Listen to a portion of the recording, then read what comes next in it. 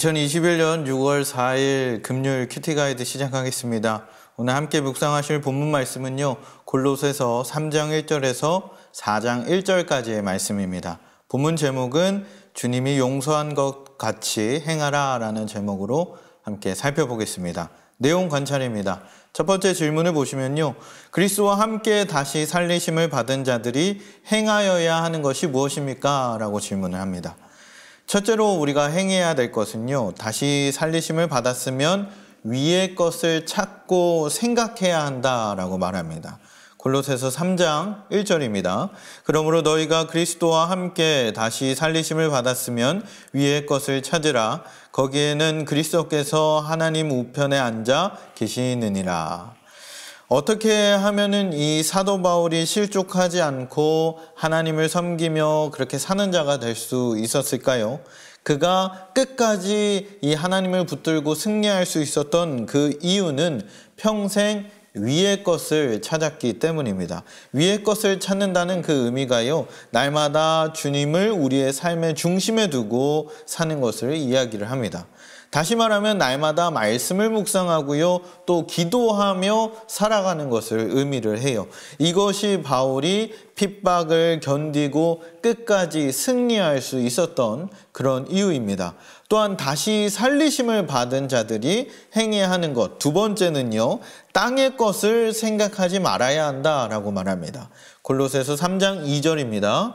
위의 것을 생각하고 땅의 것을 생각하지 말라. 우리가 땅의 것을 생각을 하다 보면 이 위의 것을 생각할 수 없기 때문에 이렇게 말씀은 이야기하고 있습니다. 땅의 것은 이미 과거에 죽었고요, 이제 우리는 그리스도 안에서 다시 살리심을 받은 존재임을 우리는 알아야 합니다. 그렇기 때문에 다시 살리신 그분, 그리스도께서 원하시는 것을 우리는 생각하고 그것을 따라가야 할 줄 믿습니다. 땅의 것을 생각하지 말라고 해서 우리가 이 땅의 일을 하지 말라는 것은 아닙니다. 학교도 가야 하고요, 또한 직장 생활도 해야 되고 가정도 돌보아야 합니다. 근데 가장 중요한 것이요, 바로 이런 것들이 우리의 삶의 중심이 되지 않고 우리의 마음과 생각의 중심에 예수 그리스도가 자리 잡아야 한다는 그런 의미입니다. 우리 또한 이 말씀을 따라 이렇게 살아가길 소망합니다. 두 번째 질문입니다. 사도 바울은 새 사람을 어떠한 자라고 정의하고 있습니까? 라고 질문하고 있는데요, 9절 10절입니다. 너희가 서로 거짓말을 하지 말라. 옛 사람과 그 행위를 벗어버리고 새 사람을 입었으니 이는 자기를 창조하신 이의 형상을 따라 지식에까지 새롭게 하심을 입은 자니라. 오늘 본문에서 옛 사람과 새 사람을 대조하고 있는데, 옛 사람은 뭐라고 이야기하냐? 거짓을 자신의 이익의 재료로 사용했던 사람이다 라고 이야기합니다. 그렇다면 새 사람을 정의하면 무엇일까요? 거짓말을 하지 않는 사람이라고 할 수 있습니다. 즉 하나님의 은혜로 자신의 삶을 유익하게 할 사람, 지식에까지 새롭게 하심을 받은 사람이다 라고 본문은 정확하게 드러내고 있습니다. 그러므로 우리는 그리스도 안에서요, 새 사람이 된 것 같이 거짓으로 유익을 구하는 것이 아니라 진실함으로 유익을 도모하는 삶을 살아야 할 줄 믿습니다. 우리가 예수를 믿고 거듭나면 하나님께로부터 새로 지으심을 받은 새 사람이 되는 줄 믿습니다. 그것을 이 사도 바울은요, 새로운 피조물이다 라고 표현을 합니다. 근데 이 한 번 새 사람이 되면은 이 새 사람이 계속 유지되는 것은 아닙니다. 우리가 날마다 이 육의 양식을 먹듯이 영의 양식 또한 날마다 먹어야 하고요, 하나님의 말씀을 날마다 먹어야 하고 영의 호흡인 기도를 통해서 우리의 생명, 이 영의 생명을 유지해야 할 줄 믿습니다. 세 번째 질문입니다. 하나님의 택하신 자가 마땅히 갖추어야 할 기본적인 덕목은 무엇일까요? 이렇게 하나님의 새 사람 입은 자들이 우리가 갖춰야 할 기본적인 덕목에 대해서 오늘 본문은 이야기하고 있는데요, 첫 번째는 긍휼과 자비와 겸손과 온유와 오래 참음의 옷을 입으라 라고 말씀하고 있습니다. 12절인데요. 그러므로 너희는 하나님이 택하사 거룩하고 사랑받은 자처럼 긍휼과 자비와 겸손과 온유와 오래 참음을 옷 입고. 아멘. 바울은 과거에는 이 음란과 악한 정욕과 탐심과 분과 악이 이런 것들로 인해서 옷을 입었다라고 이야기하고 있는데, 이제는 그런 것들을 벗어버리고요, 하나님의 거룩한 백성다운 삶을 살라라고 이야기하고 있는 겁니다. 그래서 긍휼과 자비와 겸손과 온유와 오래 참음의 옷을 입으라라고 이야기하고 있는 겁니다. 그러면 두 번째로 갖춰야 할 덕목은요, 서로 용납하고 피차 용서하라라고 이야기합니다. 13절입니다. 누가 누구에게 불만이 있거든 서로 용납하여 피차 용서하되 주께서 너희를 용서하신 것 같이 너희도 그리하고.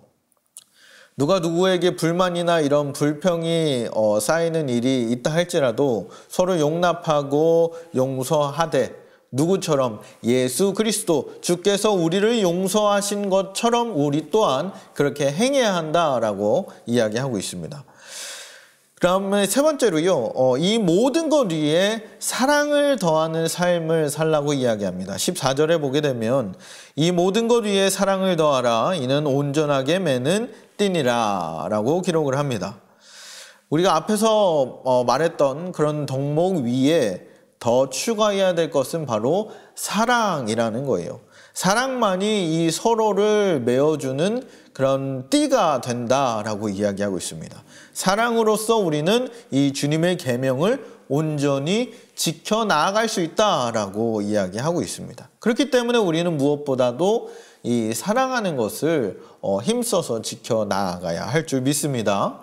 연구와 묵상입니다. 성도의 생명이 그리스도와 함께 하나님 안에 감추어졌다는 말이 의미하는 바가 무엇인지 묵상해 봅시다 라고 말합니다. 3절 4절인데요.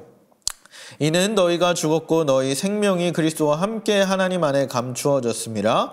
우리 생명이신 그리스도께서 나타나실 그때에 너희도 그와 함께 영광 중에 나타나리라.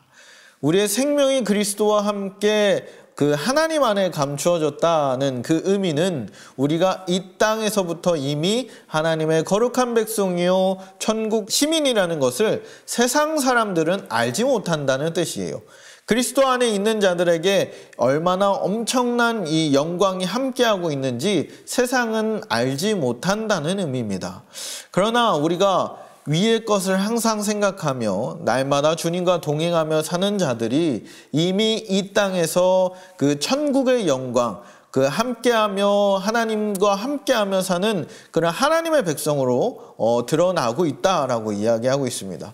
지금은 우리가 그 하나님 안에 감추어져 있으니 이 하나님의 영광이 세상에 나타나지는 않고 있으나 주께서 이 땅에 다시 오시는 그때에 우리가 주님과 함께 이 영광 중에 나타날 것을 우리는 믿고 나아가야 할 줄 믿습니다. 그럼 삶의 적용입니다. 우리는 삶에 어떻게 적용을 할 수 있을까요? 예수 그리스도께서 나타나시는 그날의 영광을 소망 중에 바라보는 그 하나님께 영광을 올려드리는 자가 되어야 할 줄 믿습니다. 우리가 그리스도께서 이 땅에서 나타나시는 그 영광의 그날에 온전히 영광을 돌려드리기 위해서는 바로 옛사람을 버려야 한다라고 이야기합니다.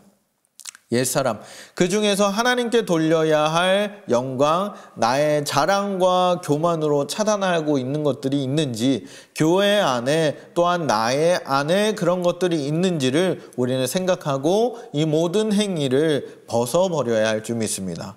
교회 안에서요, 세상에 헛된 자랑을 하거나 사회적 지위나 명예, 학벌 이런 것들을 가지고 자랑하는 행동들, 또한 남과 비교해서 나의 우월함을 내세우려는 그런 태도들을 버려야 한다는 거예요. 예를 들어서 내가 남들보다 헌금을 더한다거나 남들보다 헌신을 더한다거나 남들보다 기도를 더하거나 성경을 더 많이 읽는 것을 가지고 내세우는 것조차도 교만이 될 수 있다라는 것입니다. 오늘 본문을 우리가 묵상하면서요, 세상의 헛된 자랑과 교만한 행동을 우리가 과감히 버리고 죄의 욕망에서 일어나기 전에 간절히 주님께 도움을 요청해야 할 줄 믿습니다. 또한 내 안에 하나님의 거룩한 것들이 채워지도록 항상 말씀을 묵상하고 기도하며 또 기도해야 할 줄 믿습니다. 예수 그리스도가 행하셨던 것처럼 우리 또한 그것을 따라 행하면서 예수 그리스도를 닮은 자들로, 또한 하나님의 놀라운 은혜가 우리 삶 가운데에 가득 채워지도록 그렇게 간절히 바라고 원하는 우리 맑은 샘 광천교회 모든 성도분들 되시길 주님의 이름으로 축복합니다.